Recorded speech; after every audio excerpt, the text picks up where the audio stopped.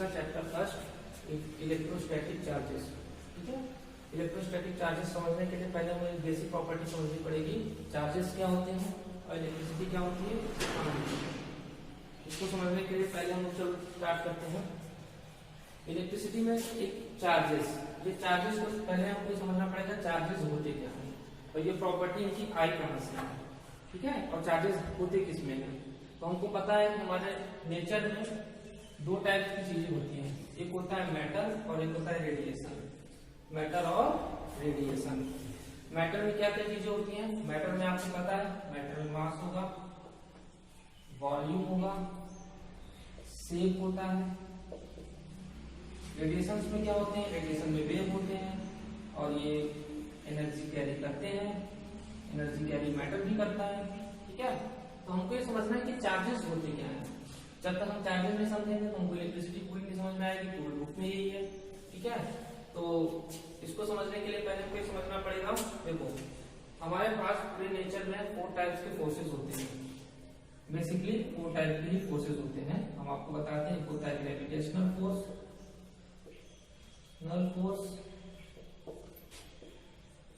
Electrical forces, electrostatic forces या electromagnetic force, और होता है उसके बाद वीक न्यूक्लियर फोर्स और स्ट्रॉन्ग न्यूक्लियर फोर्स। वीक और स्ट्रॉन्ग न्यूक्लियर फोर्सेस।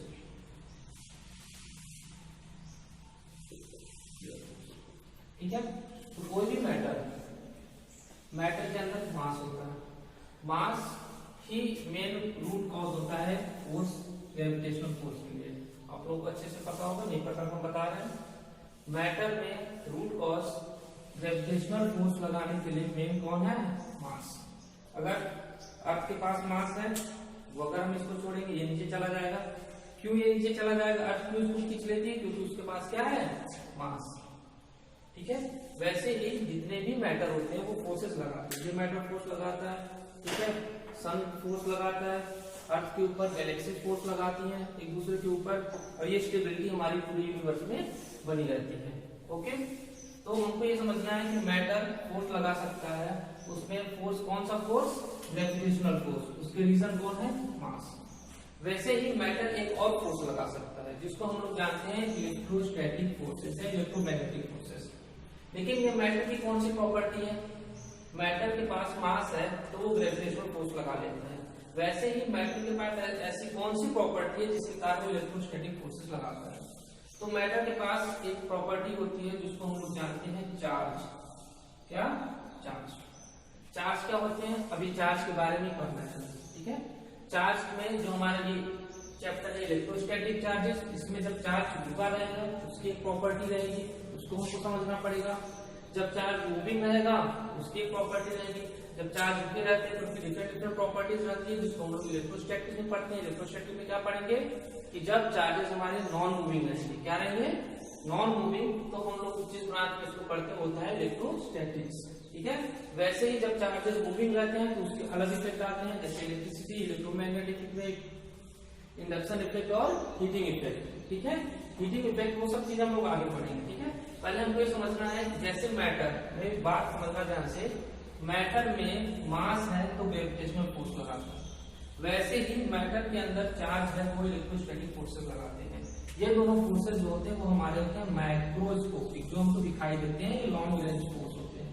ठीक है, और ये वीक न्यूक्लियर फोर्स और स्ट्रॉन्ग न्यूक्लियर फोर्सेस ये न्यूक्लियस के अंदर रहते हैं। ठीक है, इनकी बात हम अभी नहीं करेंगे। ठीक है, लेकिन हमको पता है कि फोर्सेस 4 टाइप के होते हैं पूरे यूनिवर्स में। ठीक है, अभी तक हमने जो ढूंढे हैं उसमें ग्रेविटेशनल फोर्स मैटर की मास के कारण होता है, और जो इलेक्ट्रोस्टैटिक फोर्सेस होते हैं वो चार्ज के कारण होते हैं।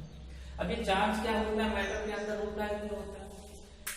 ठीक है, तो चार्ज क्या प्रॉपर्टी होती है, ये कैसे मैटर के अंदर है, ये हमको समझना है। जैसे ये, ठीक है, इसके अंदर मास है, कंफर्म नहीं ग्रेविटी का फोर्स लगाएगा। ठीक है, अर्थ बहुत बड़ी है, इसको खींच लेती है अर्थ। ठीक है, हमारे चारों तरफ में सबसे बड़ी अर्थ है, इसलिए वो सारी चीजों को अपनी तरफ खींच लेती है।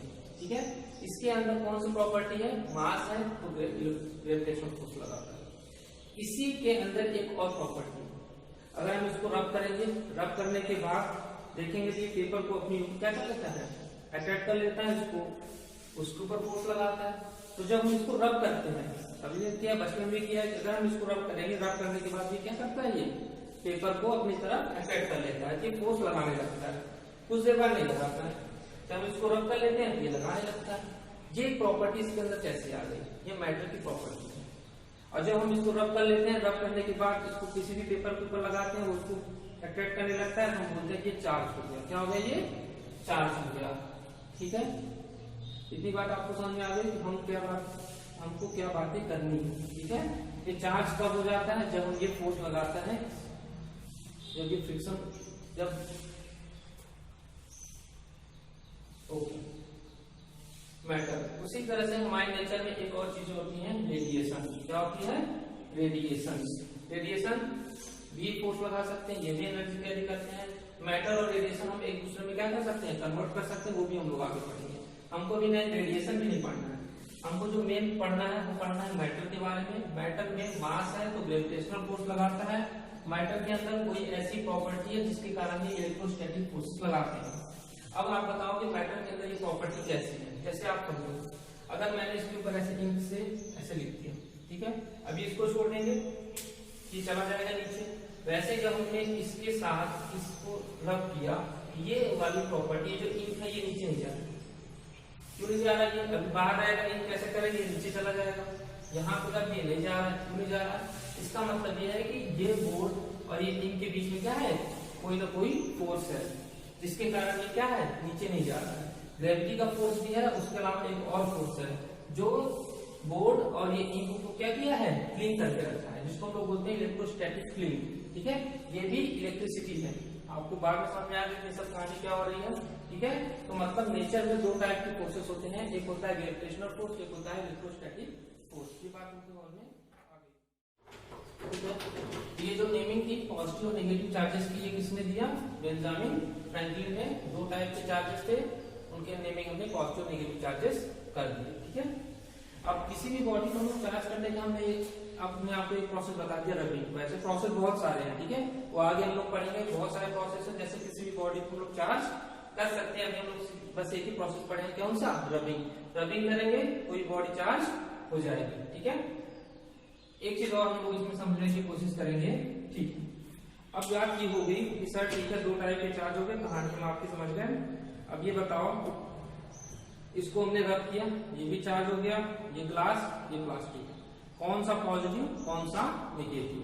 ठीक है, ये भी अट्रैक्ट करता है, ये भी अट्रैक्ट करता है, दोनों को पास में लाकर दोनों अट्रैक्ट करते हैं। ठीक है, ये पेपर को उठा सकता है, ये भी पेपर को उठा सकता है, दोनों साथ में आते हैं, दोनों अट्रैक्ट करते हैं। लेकिन हमको ऐसे पता चलेगा कि कौन सा पॉजिटिव और कौन सा नेगेटिव है। ठीक है, इसके लिए जो साइंटिस्ट थे उन्होंने बोला, उन्होंने एक सीरीज बनाई। क्या बनाई, सीरीज, जिसको हम लोग बोलते हैं इलेक्ट्रोस्टैटिक सीरीज।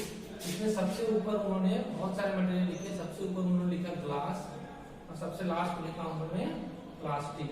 बीच में बहुत सारे मटेरियल्स थे। ठीक है, तो कौन कौन से मटेरियल हम आपको बताते हैं, सेकेंड।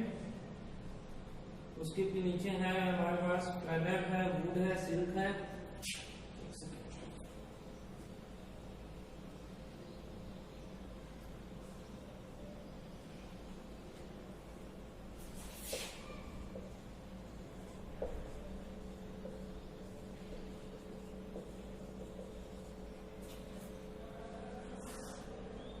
ठीक है, और रबर है, प्लास्टिक है, उसके बाद सिल्वर है। ठीक है, ये हमारी इलेक्ट्रोस्टैटिक ये कहानी है बहुत पुरानी। ठीक है, इसको समझने की कोशिश करेंगे।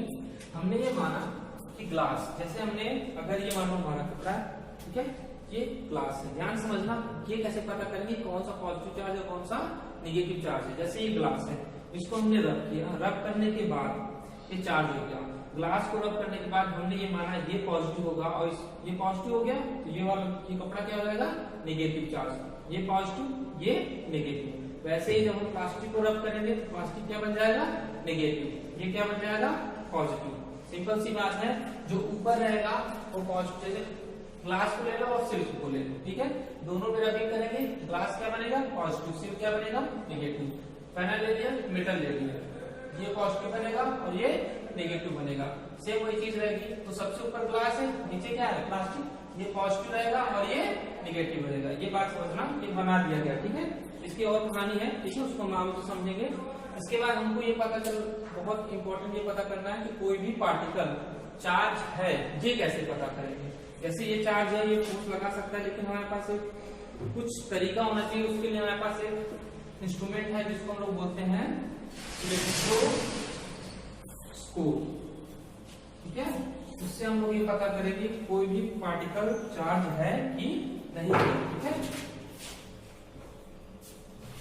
बुक में दिया होगा, ये है गोल्ड लीफ इलेक्ट्रोस्कोप। ठीक है, इलेक्ट्रोस्कोप क्या होता है, सिंपल सी बात है, ये मेटल का बना रहता है, यहाँ पे ये ऐसे पिन्स लगी रहती है। ठीक है, ये मेटल का, ये भी मेटल का, ये हमारी गोल्ड एल्यूमिनियम की बनी रहती है, या तो ये बहुत पतली रहती है। ठीक है, बहुत ही पतली रहती है ये। ठीक है, इसीलिए हम लोग इसके ऊपर क्या करते हैं, इसे ग्लास का चार लगा देते हैं। ठीक है, ये ग्लास रहता है। ठीक है, बस ये हो गया हमारा इलेक्ट्रोस्कोप। इलेक्ट्रोस्कोप क्या करेंगे सर, इलेक्ट्रोस्कोप का कुछ नहीं करना है। इलेक्ट्रोस्कोप हमारा क्या करेगा, हेल्प करेगा। किस चीज में हेल्प करेगा, कोई भी बॉडी चार्ज है कि नहीं है ये नोट करने के लिए इलेक्ट्रोस्कोप का यूज करेंगे। सिंपल सी बात है, कहानी जैसा है। इलेक्ट्रोस्कोप का यूज कहाँ करेंगे, कोई भी मैटर चार्ज है नहीं है इसको पता करने के लिए क्या यूज करेंगे, इलेक्ट्रोस्कोप। ठीक है, अब मैटर कैसे पता करेंगे सर, तो देखो ये जो लीफ होती है बहुत पतली सी रहती है, गोल्ड की रहती है, या तो कितनी पतली रहती है, जैसे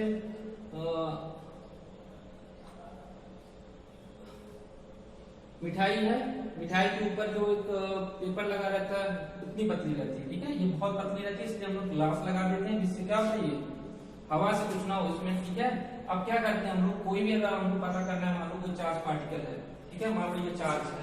ठीक है, हमको पता करना है ये चार्ज है कि नहीं है। ठीक है, अब ऐसे है ये, हमको पता करना है चार्ज है कि नहीं है। हम क्या करेंगे, इसी पार्टिकल को ले जाके यहाँ पे ऊपर टच करा देंगे।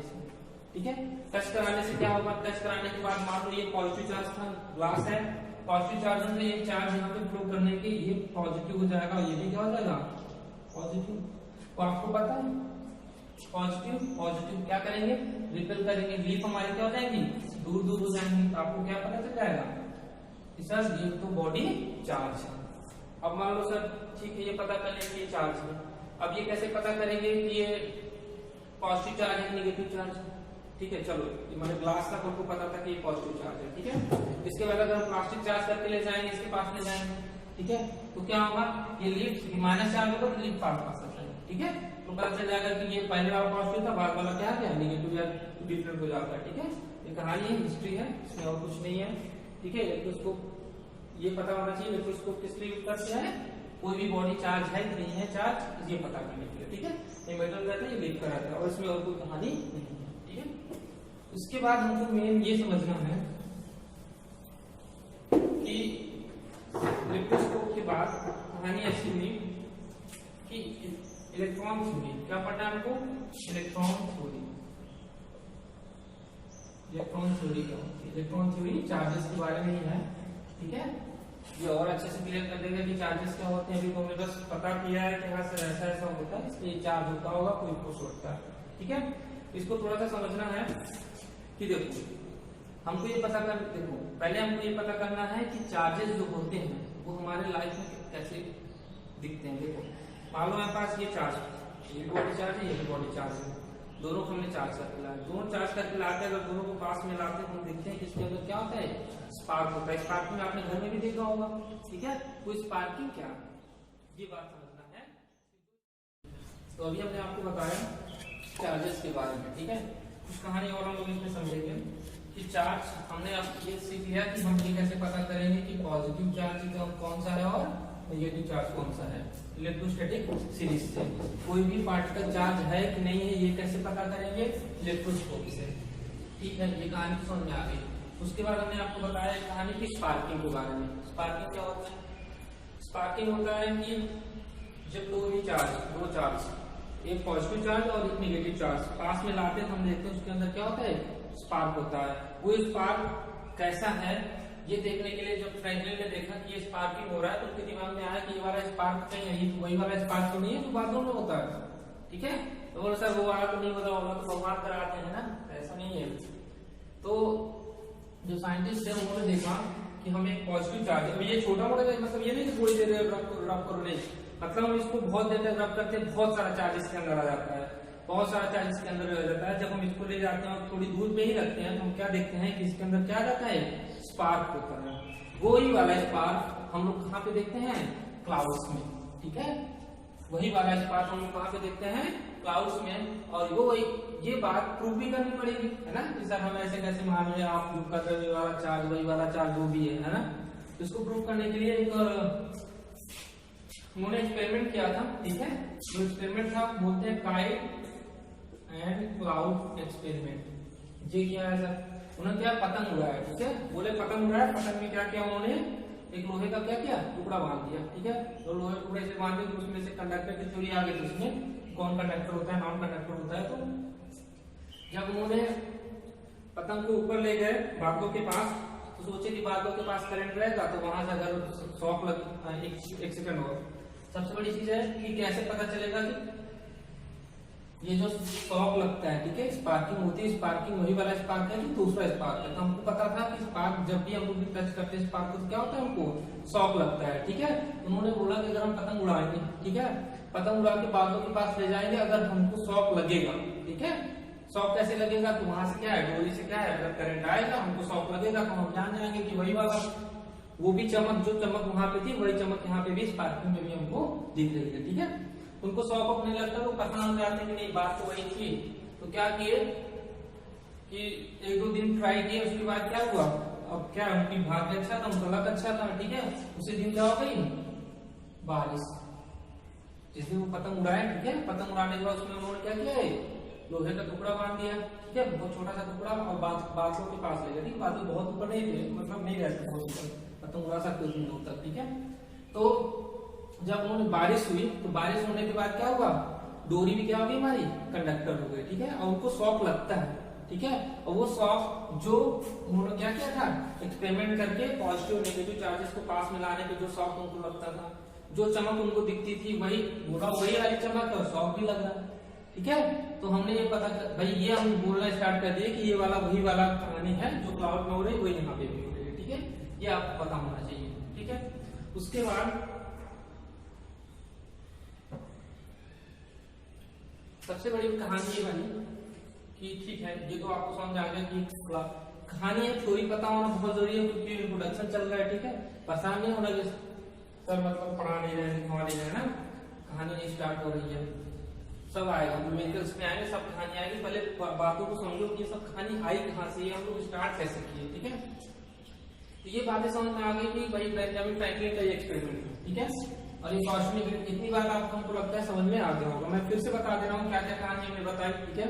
हमने ये बताया आज आपको कि चार्जेस क्या होते हैं, ठीक है, मतलब हमने ये बताया कि मैटर के अंदर दो प्रॉपर्टी होती है, मास होता है जिसके कारण वो ग्रेविटी का फोर्स लगाता है, ग्रेविटेशनल फोर्स लगाता है। मैटर के अंदर एक और प्रॉपर्टी होती है, वो कभी आती है कभी चली जाती है, लेकिन जब वो रहती है तो फोर्स लगाती है, उसको हमने बोला उसके अंदर चार्ज आ जाता है, ठीक है।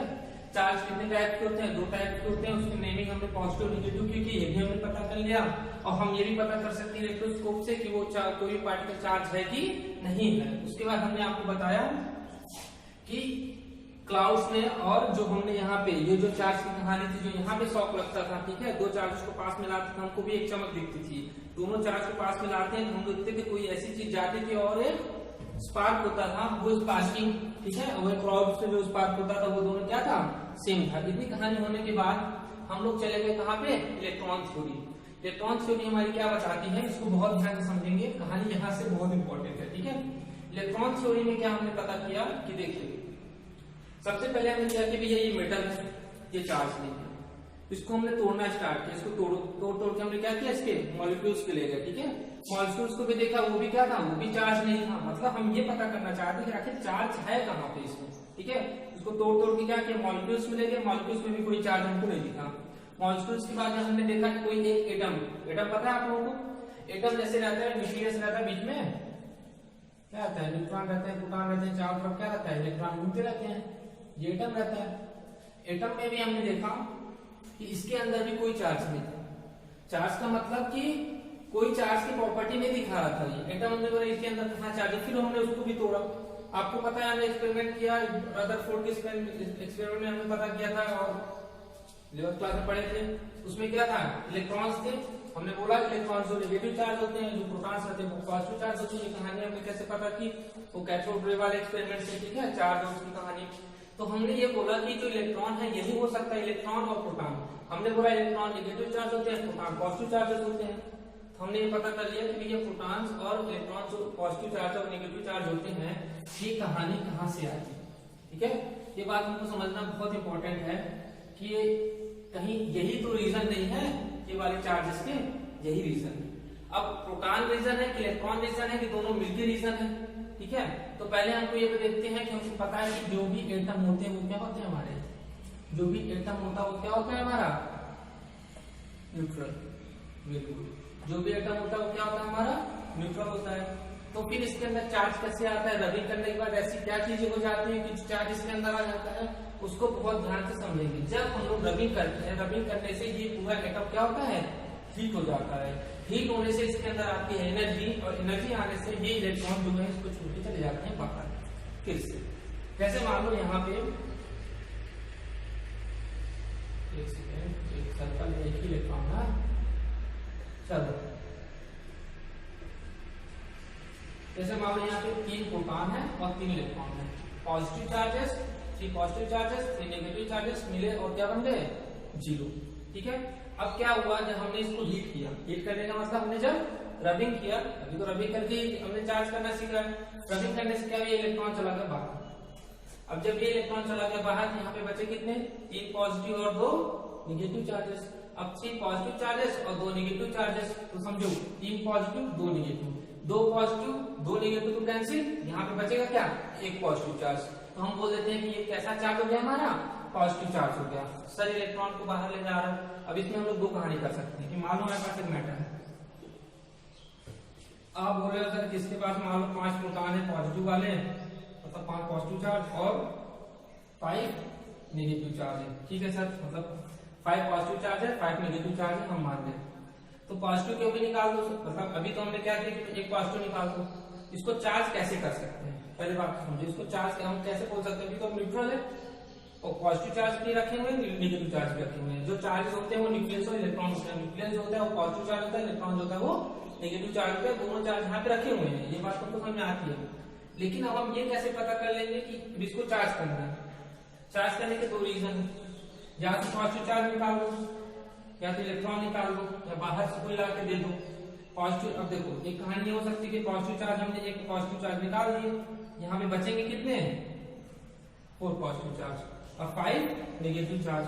तो 4 positive 5 negative, 4 positive 4 negative cancel out, एक नेगेटिव बचेगा तो हम बोलेंगे नेगेटिव चार्ज हो गया। एक ऐसे कर सकते हैं, या हम इलेक्ट्रॉन को बाहर रख दें, या हम इलेक्ट्रॉन एक इलेक्ट्रॉन बाहर कर दिए, इलेक्ट्रॉन बाहर कर दी थी, कितने इलेक्ट्रॉन हो गए यहाँ पे, और 5 पॉजिटिव चार्जेस थे और एक इलेक्ट्रॉन चला गया, 5 पहले था 4 बचे, तो 5 4 नेगेटिव 4 पॉजिटिव कैंसिल आउट हो गए, एक पॉजिटिव पॉजिटिव चार्ज हो जाएगा। मतलब हमारा एक कहानी ऐसे समझो, कहानी बस इतनी सी है कि किसी भी मैटर में, किसी भी मैटर को हमको अगर चार्ज करना है तो उसके पास पॉजिटिव और नेगेटिव दोनों चीजें हैं। हम किसी को भी हमको बाहर कर दें, किसी को कोई भी चीज ज्यादा आ जाए या कोई भी चीज चली जाए तो चार्ज हो जाएगा, ये बात मैं बता रहा हूँ। लेकिन एक बार फिर से, जो मूव करेगा वो हमेशा नेगेटिव चार्ज ही करेगा।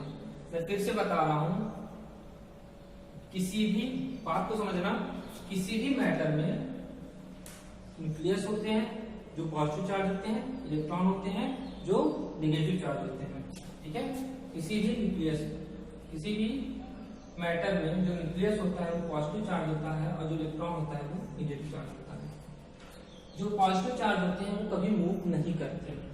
जैसे अगर यहाँ पे 5 पॉजिटिव चार्ज है तो 5 पॉजिटिव चार्ज रहेगा, उसको हम किसी को न्यूक्लियस को बाहर नहीं निकाल सकते। क्यों नहीं निकाल सकते, वो बहुत भारी होता है as compare to electrons. 1837 times कौन भारी होता है, न्यूक्लियस। तो न्यूक्लियस कहीं नहीं जाता, वो 5 पॉजिटिव चार्ज है, पॉजिटिव चार्ज को हम ना तो निकाल सकते हैं ना तो डाल सकते हैं। अगर हमको इसको चार्ज करना है तो इलेक्ट्रॉन बाहर से लाके इसमें डाल दो, कहीं से भी अगर हम चार्ज करते हैं, मान लो हमारे पास यही है, फिर से समझो, अगर हमारे पास मान लो ये ग्लास है, ग्लास को हमने रब किया, रब करने के बाद ये पॉजिटिव चार्ज हो गया। इसका मतलब क्या हुआ, पॉजिटिव ये कैसे बन सकता है, कोई मैटर पॉजिटिव चार्ज कैसे हो सकता है, एक कहानी हो सकती है कि यहाँ से निगेटिव चार्जेस क्या हो जाए, बाहर चले जाए। नहीं समझ में आ रहा है? चलो दिखाता हूँ आपको।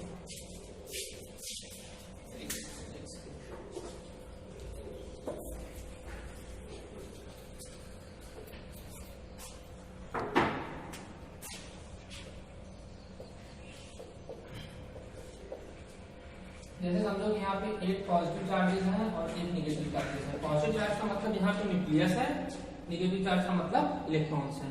अगर ये ग्लास है और ये हमारा पॉजिटिव चार्ज बनेगा तो हमारे पास एक ही ऑप्शन है कि यहाँ से इलेक्ट्रॉन क्या हो जाए, बाहर चला जाए, क्योंकि हम न्यूक्लियस को नहीं छू सकते।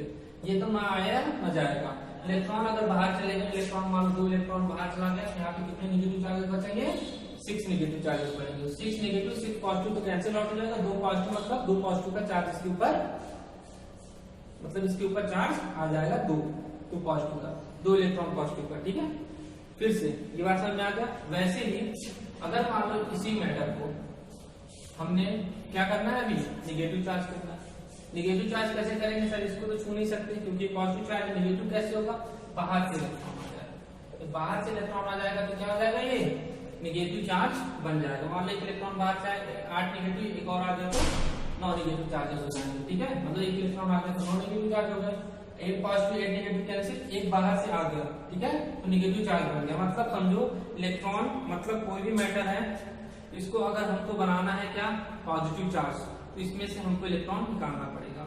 इसको बनाना है नेगेटिव चार्ज, मतलब इसमें इलेक्ट्रॉन डालना पड़ेगा। ये बात आपको पता होना चाहिए। Positive negative charge are equally number during rubbing, electrons are exchange, the body with excess electron becomes negative. अगर इलेक्ट्रॉन ज्यादा होगा तो नेगेटिव, और अगर लूजेस इलेक्ट्रॉन बिकम्स पॉजिटिव।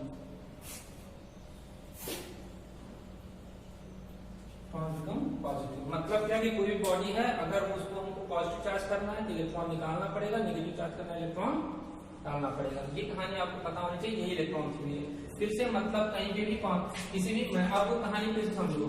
हम बताए थे आपको कि सर वो जो मैटर था, मैटर के अंदर ऐसा क्या होता है जिससे वो चार्ज हो जाता है, तो मैटर के अंदर नेगेटिव पॉजिटिव नेगेटिव चार्जेस होते हैं। जो पॉजिटिव होता है वो न्यूक्लियस होता है और जो नेगेटिव होता है वो इलेक्ट्रॉन होता है। ठीक है, जो पॉजिटिव होता है वो न्यूक्लियस होता है, जो नेगेटिव होता है इलेक्ट्रॉन होता है। इलेक्ट्रॉन की मूविंग के कारण, इलेक्ट्रॉन के एक्सचेंज होने के कारण, क्योंकि इलेक्ट्रॉन हल्का होता है, जब टेम्परेचर हम बढ़ाते बढ़ाते हैं तो इलेक्ट्रॉन बाहर चले जाते हैं, इलेक्ट्रॉन आ जाते हैं, जिसके कारण क्या होता है, ये पूरी कहानी हो रही है। तो रूट कॉज कौन है, ये सब पूरी कहानी का इलेक्ट्रॉन। ये बात समझना है। कभी मत समझना कि पॉजिटिव चार्ज घूम रहा है, पॉजिटिव चार्ज चल रहा है। ठीक है, पूरी बुक पढ़ेंगे हम लोग, लेकिन कहीं ऐसी बातें नहीं करेंगे। जहां करेंगे उसको कहीं नहीं करेंगे। ठीक है, लेकिन जहां करेंगे हमें पता है आगे जाके 4th चैप्टर में ऐसा बोलेंगे कि हम पॉजिटिव चार्ज यहाँ से वहां जा रहा है, बोलेंगे, बस होगा कभी नहीं। हमेशा जो भी मूव करेगा वो होगा हमारा कौन, नेगेटिव चार्ज। बोलेंगे लेकिन आपके दिमाग में हमेशा रहना चाहिए कि मूव कौन कर रहा है, नेगेटिव चार्ज ही मूव कर रहा है। ठीक है, अभी हमने आपको बता दिया only electron is responsible for electrification. मतलब ये जो पूरी कहानी हो रही है, किस बात की कहानी, जो भी कहानी अभी चल रही है हमारी, भैया ये जो कहानी इलेक्ट्रिसिटी की है, जो चार्ज हो जाते हैं पॉजिटिव चार्ज नेगेटिव चार्ज, उसके लिए रिस्पॉन्सिबल कौन है, इलेक्ट्रॉन, क्योंकि इलेक्ट्रॉन ही मूव करेंगे। अब कोई भी बॉडी है, अगर इसके पास इलेक्ट्रॉन आ जाएगा, ज्यादा इलेक्ट्रॉन आ जाएगा तो ये नेगेटिव चार्ज हो जाएगा, इसमें से इलेक्ट्रॉन निकल जाएंगे तो ये पॉजिटिव चार्ज हो जाएगा। और पहले से इसके अंदर ऐसा न्यूट्रल है, ऐसा मतलब इसके अंदर चार्ज नहीं है, अपना न्यूट्रल था ये, मतलब समझो ये न्यूट्रल है, कोई मैटर न्यूट्रल है, इसके पास 10 इलेक्ट्रॉन पड़े हैं, 10 नेगेटिव चार्जेस, 10 पॉजिटिव चार्जेस। ठीक है, अब इसको अगर हमको पॉजिटिव चार्ज करना है, इलेक्ट्रॉन बाहर निकाल दो, नेगेटिव चार्ज करना है, इलेक्ट्रॉन बाहर से ला दो। ठीक है, पॉजिटिव चार्ज को नहीं सकते। ठीक है, तो कौन रिस्पॉन्सिबल है ये पूरी कहानी के लिए, इलेक्ट्रॉन्स। ठीक है, अभी तक ये क्लियर। अब इलेक्ट्रॉन के अंदर भी क्या है, उसके अंदर कौन से इलेक्ट्रॉन्स है, मतलब भूले नहीं ना, मतलब क्या बात करूं, मतलब ये है कि अभी तक जो भी छोटा सबसे पार्टिकल वो इलेक्ट्रॉन है, तो अभी हमारी थ्योरी यही चल रही है। ठीक है, तो उससे भी छोटा पार्टिकल ढूंढने तो जो थ्योरी चलेगी। ठीक है, चार्ज और मास। अब हम लोग समझे कि चार्ज क्या होता है और मास क्या होता है। ठीक है, मतलब चार्ज और मास से कोई रिलेशन है नहीं। ठीक है, मतलब हमारे पास एक पॉजिटिव चार्ज बॉडी है और एक नेगेटिव चार्ज बॉडी है। ठीक है, तो ये बताओ कि इसका मास ज्यादा होगा, इसका मास कम होगा। वही बॉडी थी, उसको हमने पॉजिटिव कर दिया, एक को नेगेटिव कर दिया, ठीक है। तो कौन सा मास ज्यादा होगा, मास कम होगा कि अनचेंज रहेगा, कोई चेंज नहीं होगा। ऐसा सोचो सर सेम रहेगा, मोबाइल चार्ज करने के बाद थोड़ी ना उखाड़ जाता है ना। सब देखते हैं। तो देखो क्या होता है, अगर कोई भी बॉडी थी, मान लो हमारे पास यही मैटर था, ओके, यही हमारे पास मैटर था, ठीक है, जिसमें न्यूक्लियस 10 पॉजिटिव चार्जेस और 10 नेगेटिव चार्जेस हमारे पड़े हुए थे। इसको हमने नेगेटिव पॉजिटिव चार्ज बनाया। पॉजिटिव चार्ज बनाने के लिए हमने क्या किया होगा, इलेक्ट्रॉन को यहां से बाहर किए होंगे, 2 इलेक्ट्रॉन पकड़ के बाहर कर दिए होंगे, ठीक है। तो एक पॉजिटिव और एक, मतलब इसमें से अगर हम 2 इलेक्ट्रॉन बाहर कर देंगे तो क्या होगा, 10 पॉजिटिव 8 नेगेटिव, इलेक्ट्रॉन बाहर हो गए। 8 positive 8 negative cancel out, 2 positive बचे, 2 पॉजिटिव बचे, इसका क्या मतलब है कि पॉजिटिव चार्ज हो गया, पॉजिटिव चार्ज हो गया। पॉजिटिव चार्ज करने के लिए क्या करना है, यहाँ इलेक्ट्रॉन को बाहर निकाल दिया। इसी को अगर नेगेटिव चार्ज करना होगा तो क्या करेंगे, अब मैटर है 10 पॉजिटिव 10 नेगेटिव, ठीक है। अब इसी को हम क्या करना है, इसको नेगेटिव चार्ज करना है। नेगेटिव चार्ज करने के लिए क्या करना पड़ेगा, नेगेटिव चार्ज करने के लिए सर इसको तो न्यूक्लियस है ना भाई, वो नहीं जाएगा, बहुत भारी होता है, वो 1.37 टाइम्स ज्यादा भारी होता है इलेक्ट्रॉन से, ठीक है। तो ये इसको नहीं कर सकते आप। अब ये 10 नेगेटिव, तो हमको नेगेटिव चार्ज करना है, तो बाहर के इलेक्ट्रॉन, जैसे 2 इलेक्ट्रॉन दिए, 2 इलेक्ट्रॉन दिए तो 10 पॉजिटिव और 12 नेगेटिव, 10 पॉजिटिव 10 नेगेटिव कैंसिल हो जाएगा, 10 पॉजिटिव और 12 नेगेटिव, ठीक है। तो 10 पॉजिटिव तो और 10 नेगेटिव कैंसिल हो जाएगा, 2 नेगेटिव बचेगा, वो कहानी यहाँ पे आ जाएगी, ठीक है। ये नेगेटिव चार्ज में जाएगा। तो कौन भारी कौन हल्का, अब समझ में आ रहा है भाई। यहाँ से 2 इलेक्ट्रॉन निकल गए ना, इलेक्ट्रॉन निकल गए मतलब पॉजिटिव चार्ज बनाते। इलेक्ट्रॉन के अंदर कुछ ना कुछ तो मास होता है, सर नहीं पढ़िए, पढ़ो। मास किसका, इलेक्ट्रॉन का 9.1 × 10⁻³ kg, इतना मास क्या हुआ इसके अंदर से निकल गया। तो पॉजिटिव चार्ज क्या हो गया, हल्का हो गया। नेगेटिव चार्ज, अभी इलेक्ट्रॉन आएंगे तो ये क्या हो गया, भारी हो गया, ये हैवियर हो गया, ये क्या हो गया, हल्का हो गया, ठीक है। मतलब पॉजिटिव चार्ज हल्का होता है, नेगेटिव चार्ज हैवियर होता है।